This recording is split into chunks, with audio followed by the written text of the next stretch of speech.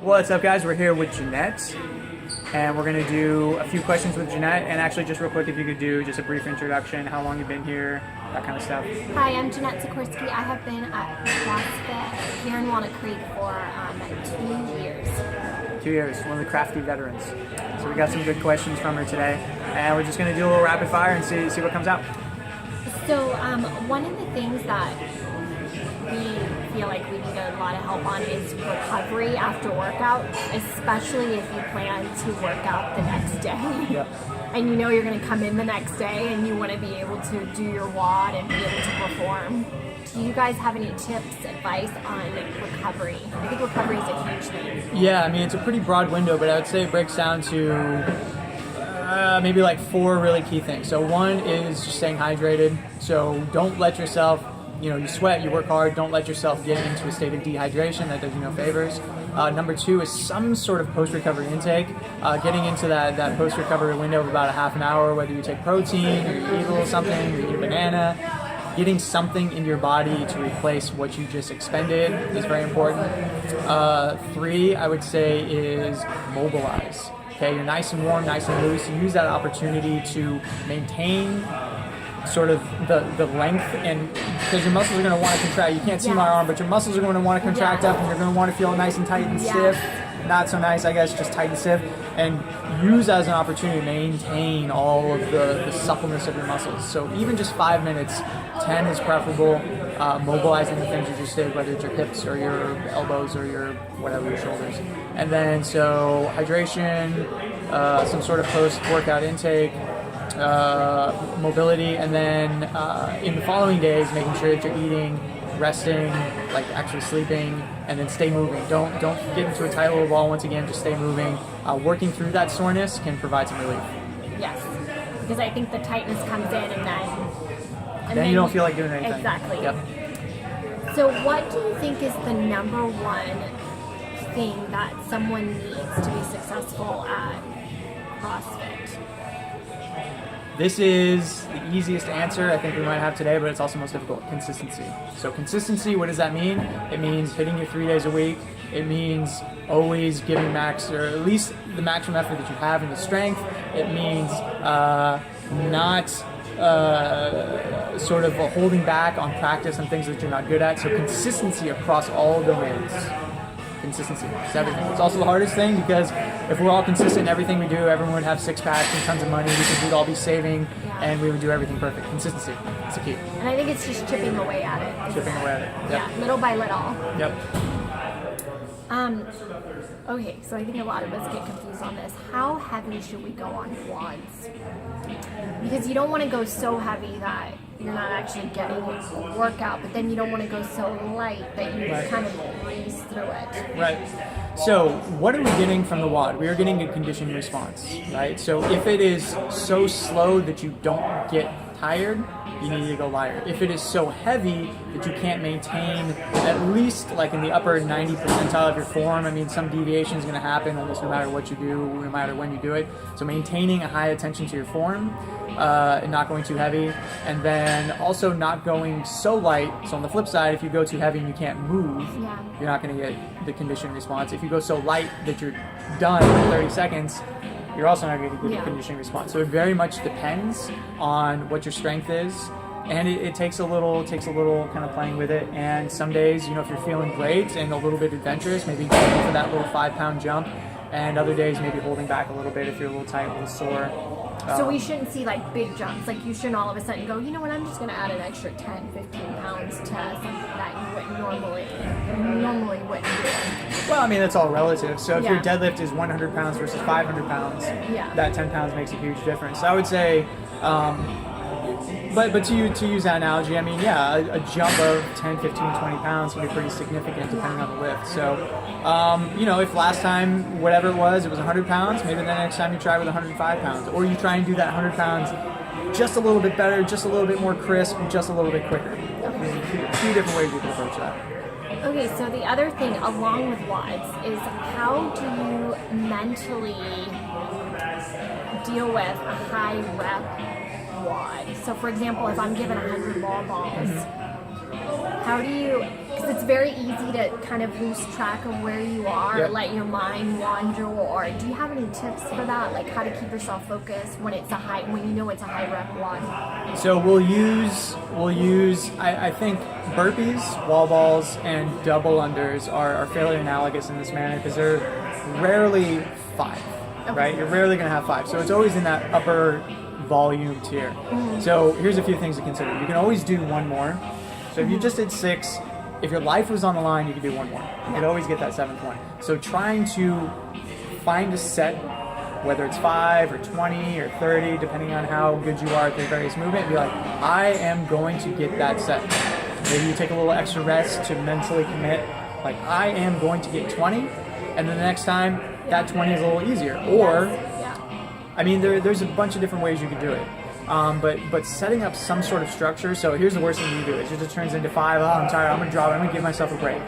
Get the 6, right? Or commit to getting to 8, and then take the break, and that's fine. But commit to get to 8 again, so it doesn't turn into singles. Yeah. Finding some structure to always be pushing that envelope, so you can always get that one more. Okay. And it happens slowly, right? It's not gonna be like, all right, today I'm gonna get 10 in a row. Tomorrow I'm gonna get 30 in a row. Yes. No, it could very well be today I'm gonna get 10 in a row. Tomorrow I'm gonna get 10 in a row. Next week I'm gonna try for 12. Yes. Or Yep. even 11. Exactly. Yeah. Yep. Okay. So what advice can you give us about starting a home gym? I know this is something that we have been discussing in our home. Home gym. I'm very keen on it. Okay.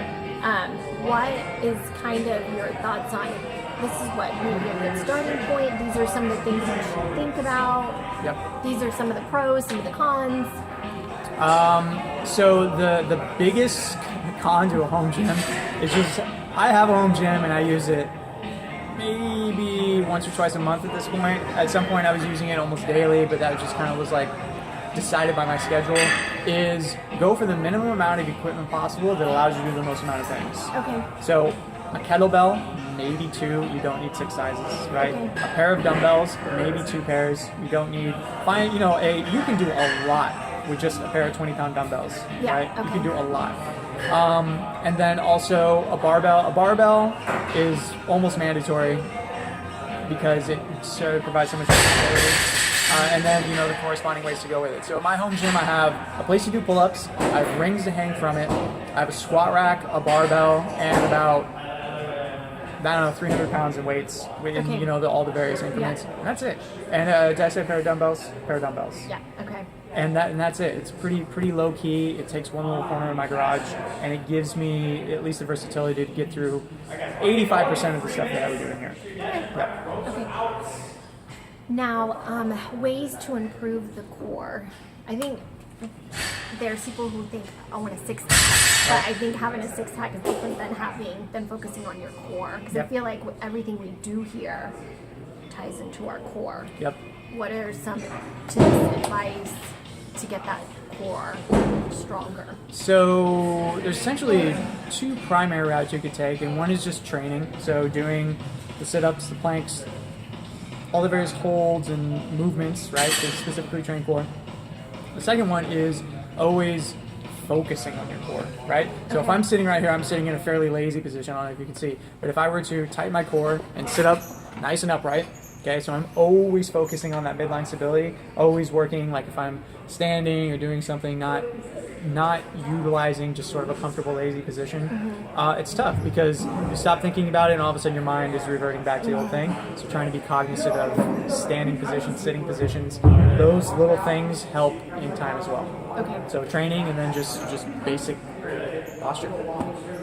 Okay. And I think a lot of us always kind of deal with technique, especially during a WOD, technique versus the cardio part.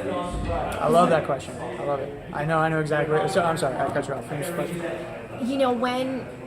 What to focus on? What is the most important thing that you should just really say, okay, this is what I really need to focus on, and the other stuff will kind of improve or get better on its own. Absolutely. So I think the best way to summarize this is it is more difficult to do it perfect than it is to do it fast. Okay, gotcha. So if you pay excruciating detail to every single movement you're doing here, you are going to be so fatigued. And it's tempting to just kind of like, bounce through your squats and all that kind of stuff. But if you focus on excruciating detail in each one of your movements and you fight to do every single movement perfect, that is going to be so much harder than doing it fast. And then once you get or approach perfection, right, it's kind of in the eye of the beholder, but as your technique improves and improves, you can go quicker and quicker because you're just, okay, my technique on my squat is pretty much flawless. Okay, let's add a little intensity to this. Okay, it's still looking good. Continue to add intensity. Okay, maybe that's too intense. I need to work on the technique at that speed in that particular domain, that type of thing. The other element I had it onto my tongue would be, oh yes. So imagine you're in a pool, right? And you have big flippers on and everything. You have resistance things on your hands and your webs, and you're just flailing around like crazy. You get tired, right? But what would that actually accomplish? Like, how would you get stronger? You would get tired. Yes. And departing from that idea here. So thinking, okay, I am going to do 10 perfect cleans, and the consequence of me doing 10 perfect cleans is I'm going to get a conditioning response, as opposed to I'm going to get tired doing cleans. It's kind of like a subtle mind hack thing. Yes. It's really important if you're considering, first of all, preventing injury, and then second of all, getting the most out of your time. Yes. Okay. That's very helpful. Cool. So then, my last question is, do you have then along the same lines, do you have any advice for slowing yourself down during a WOD?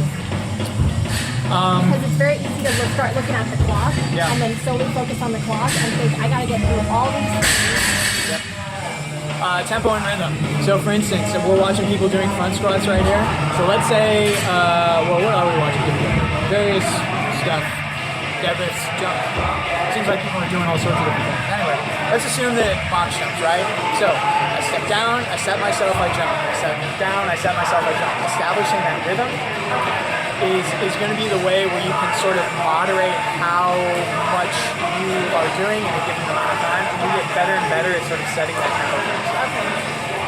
So it might be a breathing pattern. So I'm going to drop the weight.